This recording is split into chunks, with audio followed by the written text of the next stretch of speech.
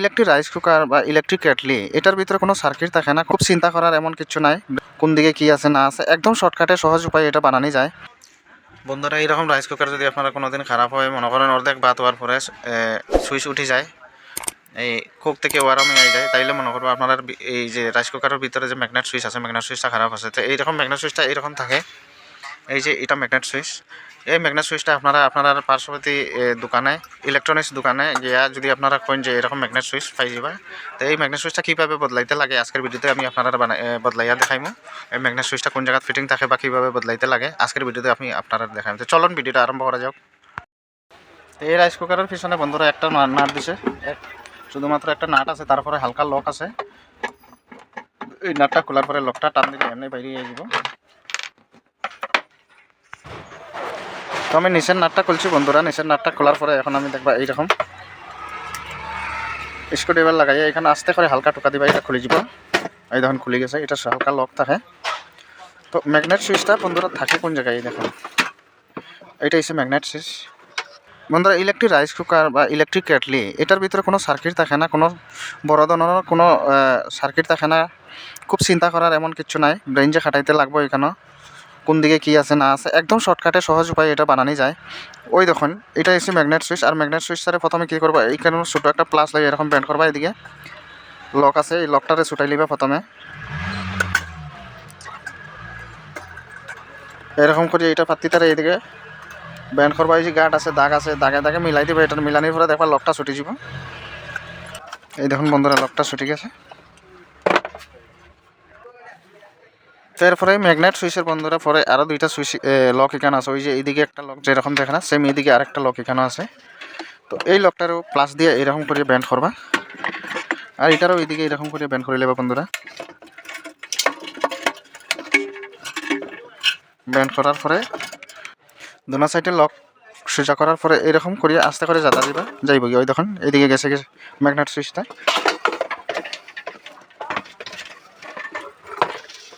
এই যে এদিকে আই গেছে ম্যাগনেট সুইচটা। তখন আমরা নতুন সুইচটা কীভাবে লাগাইবো দেখবা বন্ধুরা।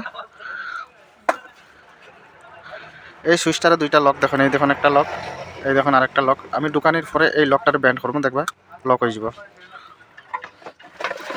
তো এই জায়গায় এরকম ঢুকাই দিবা, এই যে এরকম করিয়া দোকানের পরে উল্টাইয়া এটারে এরকম ধরিয়া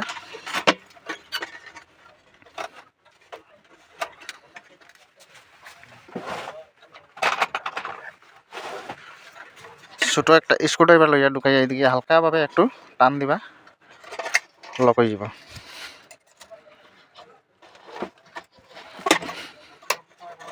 এইটার সেম পদ্ধতিতে এরকম লকটার এদিকে টান দিবা, বাইরে যাব লকটা।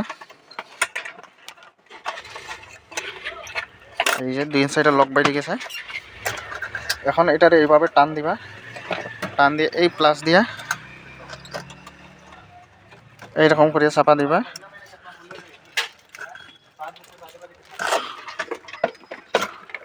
সেম এইটারও এইভাবে এরকম এই দিয়ে প্লাস দিয়ে চাপা দিবা।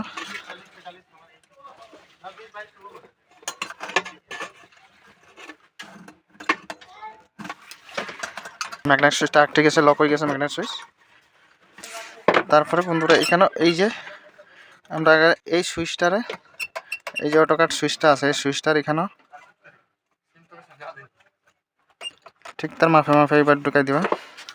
তো এই যে লকটা আছে আমি এখানে ঢুকাছি, ঢুকানোর পরে প্লাস দিয়ে এরকম এইভাবে সোজা করে দিবা, এদিকে ওদিকটাও এরকম এইভাবে সোজা করে দিবা। এই দেখুন লক হয়ে গেছে, আর এটা বাইরে তো না, এখন এটা পুরো লক হয়ে গেছে।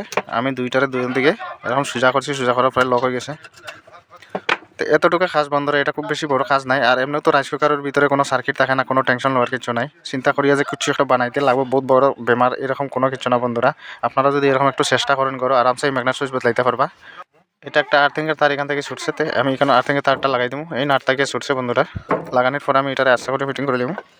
ফিটিং করার সময় এই যে আমরা নাটের যে সেন্টারটা আছে, এইটা হচ্ছে নাটের সেন্টার, এখানে নাট লাগাইয়া। তো আমরা এই সেন্টারটারে প্রথমে এরকম মিলাইয়া এদিকে আমরা দেখবো স্ক্রুড্রাইভার ঢুকাইয়া মিলাইমু পুরো সেন্টারটারে।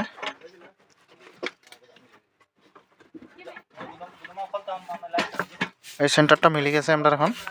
মিলার পরে আস্তে করে এইটারে যাতা দিব লক হয়ে যাব বন্ধুরা এই দেখুন লক হয়ে গেছে তো এখন আমি এখানে নাটটা লাগাই দিব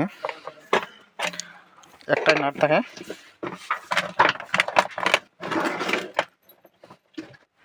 এই যে নাটটা আমি এখানে লাগাই দিলাম